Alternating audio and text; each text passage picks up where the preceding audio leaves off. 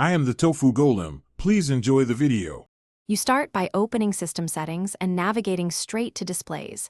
This is where Mac OS controls resolution and scaling. Once you're there, make sure the correct display is selected, built in Retina or an external monitor, and note current resolution and refresh rate. You'll now choose a scaling preset or custom. Pick a preset nearest to your goal for speed. If you have an external display, plug it in and wait a few seconds for Mac OS to detect it before changing values. Next, decide how you want content to appear.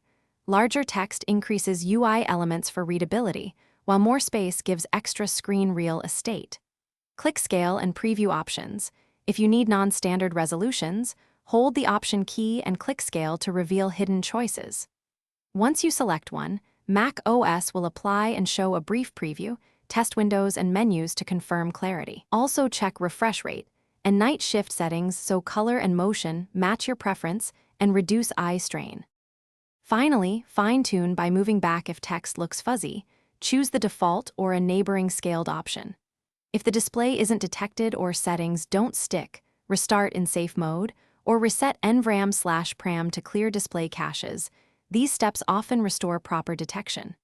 Make sure Mac OS is updated and try another user account to isolate settings conflicts. If problems remain, reconnect cables or test a different adapter. One key troubleshooting tip: revert to default scaling before advanced resets to avoid compounded issues.